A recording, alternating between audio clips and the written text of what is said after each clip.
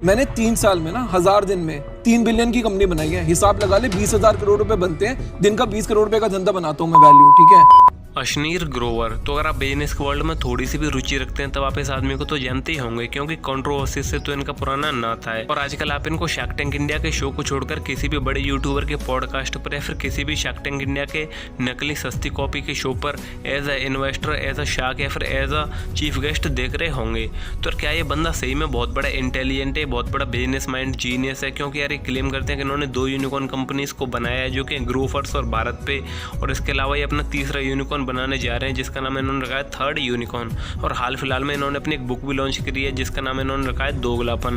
क्योंकि ये वर्ड इनके नाम से काफ़ी ज़्यादा जुड़ चुका है, तो इन्होंने सोचा कि इस वर्ड को क्यों ना मोनेटाइज ही कर लिया जाए। तो आज की इस वीडियो में हम देखेंगे क्या ये बंदा सही में बहुत बड़ा बिजनेस माइंडेड जीनियस है या फिर एक बहुत बड़ा स्कैमर और एक फ्रॉडस्टर है। क्योंकि जैसा कि भारत पे के बोर्ड मेंबर्स ने कहा है कि अशनीर ग्रोवर ने भारत पे में एक स्कैम करा है और उनकी वाइफ माधुरी जैन ग्रोवर इसमें शामिल थी, और इन दोनों कपल ने भारत पे को अंदर से खोखला कर दिया है। तो आज के इस बिजनेस के स्टडी को शुरू करते हैं और इसके बाद आप सभी लोग अपने ओपिनियंस को कमेंट करके बताना। तो चलिए वीडियो करते हैं स्टार्ट।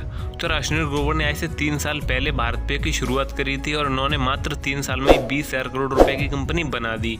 इन्होंने अपने इन्वेस्टर से $700 मिलियन की फंडिंग जुटाई थी, जिसके इन्होंने बाद में 20,000 करोड़ रुपए बना दिया, यानी कि ऑलमोस्ट अपने इन्वेस्टर्स के पैसे को 80 गुना से भी ज्यादा कर दिया, यानी कि इतना तगड़ा रिटर्न। लेकिन सोचने की बात यह भी है कि इनका जो मार्केट है, इनका जो फील्ड है, वो पहले से ही बहुत बड़े कंपटीशन से भरा पड़ा है। उसमें बहुत बड़े बड़े खिलाड़ी पहले से ही हैं, चाहे फिर वो फ़ोन पे हो जो कि 45% का मार्केट लेके बैठा है, चाहे फिर वो गूगल पे हो जो कि 35% का मार्केट लेके बैठा है, या फिर वो पेटीएम हो जो कि 12% का मार्केट बैठा है। और इसके अलावा भी अमेजोन पे और व्हाट्सएप पे भी 2% से ज़्यादा का मार्केट शेयर लेकर बैठे हैं। और ऑनलाइन ट्रांजैक्शन पेमेंट वाली मार्केट में कितना ज़्यादा कंपटीशन है इसका अंदाजा आप इसी वास्ते लगा सकते हैं कि साल 2009 में पहली बार जिस कंपनी ने यूपीआई पेमेंट सिस्टम की शुरुआत करी थी जिसका नाम था मोबीक्विक, वही आज इंडियन मार्केट से गायब हो चुकी है। तो फिर कैसे अशनीर ग्रोवर ने भारत पे को मार्केट में लाया, उसको सक्सेसफुल बनाया और कैसे वो इतनी रिलेवेंट रही, तो चलिए देखते हैं। तो सबसे पहले बात करते हैं अशनीर ग्रोवर के पर्सनल लाइफ के बारे में। तो यार ये बंदा कुछ भी हो, जीनियस तो है, क्योंकि यार ये आईआईटी से पढ़ा हुआ है।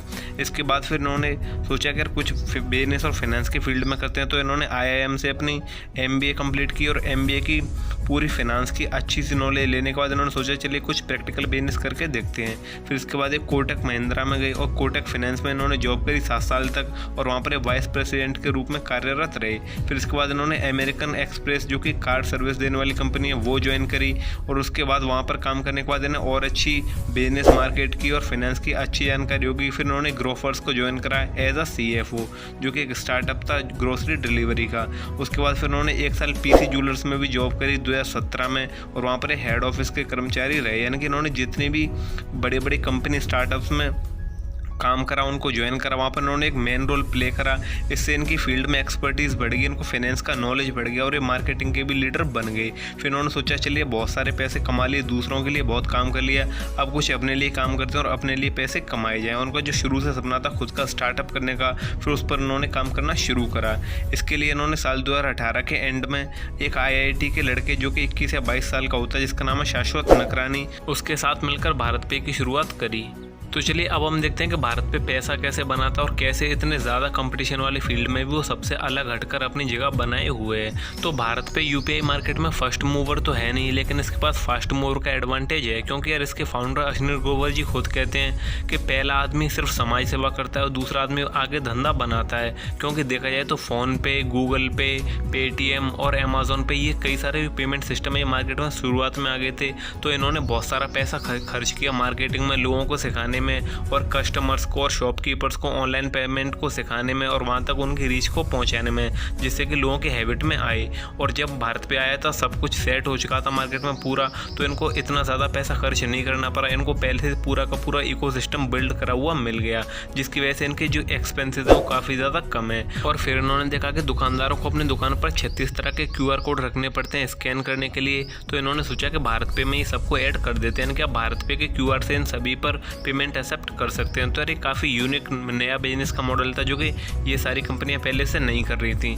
इसके अलावा भी कई सारे और तरीकों से रेवेन्यू जनरेट करते हैं, जहां पर ये दूसरी कंपनियों से बिल्स और पेमेंट्स पर थोड़ा सा कमीशन चार्ज करते हैं, लेकिन जो कस्टमर और शॉपकीपर होते हैं उनको ये बिल्कुल फ्री में सर्विस देते हैं, जिसकी वजह से भारत के सबसे ज़्यादा दुकानदार भारत पे से जुड़े हुए हैं और उनको इनकी सर्विस अच्छी लगती है। तो इसी वजह से भारत पे के पास सभी दुकानदार यानी कि शॉपकीपर्स का डाटा उपलब्ध है, तो वो उन्हीं के हिसाब से उनको लोन लेना ऑफर करते हैं और कहते हैं कि हम आप सभी को अपना दुकान बढ़ाने के लिए, अपना बिजनेस बढ़ाने के लिए इंडिया में और बैंक से सबसे सस्ते रेट पर लोन देंगे, यानी कि सिर्फ 2% इंटरेस्ट के ब्याज पर हम आपको लोन देंगे, जो कि यार वाकई में इंडिया में सबसे सस्ता लोन है। इसकी वजह से जो भारत पे से दुकानदार हैं वो लोन लेते हैं और वहाँ से अर्निंग करते हैं। और देखा जाए तो इनका सिस्टम ऐसा इन्होंने बना लिया है कि इनका जो लोन रिकवरी का जो परसेंटेज है वो 98%, यानी कि 98% लोन को ये हर साल रिकवर कर लेते हैं। तो इसी वजह से ये हर दिन का 20 से 30 करोड़ रुपए का धंधा बना रहे हैं। तो और जाहिर सी बात है, इतना अच्छा रेवेन्यू जनरेट करेंगे तो इन्वेस्टर तो आकर्षित होंगे ही, तो इन्वेस्टर्स ने भी इनको पैसा देना शुरू करा और इसी की वजह से भारत पे इतनी बड़ी कंपनियां बन पाई। तो चलिए अब देखते हैं कि भारत पे और अश्विनी ग्रोवर के बीच में से क्या कंट्रोवर्सीज हुई थी जिसकी वजह से भारत पे से अश्विनी ग्रोवर को निकाल दिया गया। तो ये बात जब की है जब नायका कंपनी का IPO आया था। तो नायका एक ऐसी फैशनेबल ब्रांड कंपनी जो कि फैशन से रिलेटेड प्रोडक्ट्स को बेचती है और ये काफ़ी प्रॉफिटेबल कंपनी है। तो जब इसका IPO आया था तब सभी लोग चाहते थे कि इसमें इन्वेस्ट करके प्रॉफिट को बुक करा जाए। तो ऐसे में अश्विनी ग्रोवर कैसे पीछे रह सकते हैं, तो उन्होंने सोचा कि इस IPO के थ्रू नायका कंपनी के कई सारे शेयर्स को अलॉट करवा लिया जाए। और मैं आपकी जानकारी के लिए आपको बता देता हूं कि जब किसी बड़ी कंपनी का IPO आता है और आप उसके शेयर्स को अलॉट करवाना चाहते हैं तो आप बैंक के थ्रू ऐसा आसानी से कर सकते हैं, अगर आप कई करोड़ का दाव खेलना चाहते हैं तब। तो अश्विनी ग्रोवर इतनी बड़ी प्रॉफिटेबल कंपनी का IPO को कैसे आज से जाने दे सकते थे, तो उन्होंने सोचा कि मैं किसी बैंक से इस कंपनी के शेयर्स को अलॉट करवा लेता हूँ। तो क्योंकि उन्होंने कोटक फाइनेंस में कई सालों तक काम करा था तो वहाँ पर उनके कई सारे बढ़िया जान के पहचान के लोग भी थे और उनकी रेपुटेशन भी काफ़ी बढ़िया थी। तो उन्होंने कोटक बैंक से संपर्क करके ऐसा उनको करने के लिए कहा।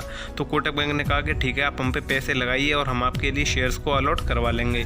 लेकिन कोटक बैंक से एंड टाइम पर एक गलती हो गई कि उनसे IPO निकल गया और वो चूक गए अश्विनी ग्रोवर जी के शेयर्स को अलॉट करवाने में, जिसकी वजह से अश्विनी ग्रोवर को काफ़ी ज़्यादा गुस्सा आया और उन्होंने कोटक बैंक पर एक केस कर दिया और इसके एम्प्लॉयज़ को भी खरी खोटी सुनाई।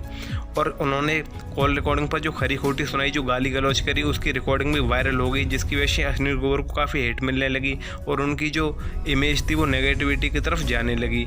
और इसी के फ़ायदा उठाते हुए कोटक बैंक ने भी उस खरी खोटी और गाली गलौज की रिकॉर्डिंग के बदले में अश्विनी ग्रोवर पर भी एक केस कर दिया।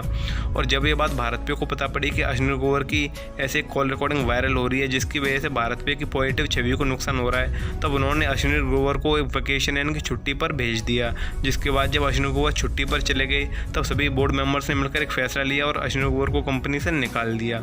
और इसके अलावा भी भारत पे के बोर्ड मेंबर्स ने दावा करा है कि अश्विनी ग्रोवर और उनकी वाइफ माधुरी जैन ग्रोवर ने मिलकर भारत पे में एक 3.77 करोड़ रुपए का एक घोटाला करा है, क्योंकि अश्विनी ग्रोवर कंपनी से कहते थे कि जिन भी एम्प्लॉयज़ को उन्होंने हायर करा है उनको उन्होंने कंसल्टेंसी फर्म के थ्रू हायर करा है, जिसकी वो कंपनी फ़ीस लेती है और इसी फीस को उन्होंने 3.77 करोड़ रुपए बताया। लेकिन जब एम्प्लॉयज़ से इसके बारे में पूछा गया और इसकी जब पड़ताल करेगी तब पता चला कि उन सभी एम्प्लॉयज़ को डायरेक्ट हायर करा गया था, ना कि किसी कंसल्टेंसी फर्म के थ्रू, जिस फर्म का चार्ज अश्विनी ग्रोवर ने कंपनी को 3.77 करोड़ रुपए दिखाया है। तो यार इस सभी के बारे में आपका क्या कहना है कमेंट करके बताइए और ये वीडियो आपको कैसी लगी ये भी प्लीज़ कमेंट करके बताइए, क्योंकि इस तरह की वीडियोस बनाने में काफ़ी सारी रिसर्च करनी पड़ती है और कई सारी मेहनत करनी पड़ती है। तो अगर आप इस तरह के कंटेंट को पसंद करते हैं तो प्लीज़ सब्सक्राइब करिए और वीडियो को भी लाइक करिए। तो मिलते हैं फिर अगली वीडियो में। जय हिंद।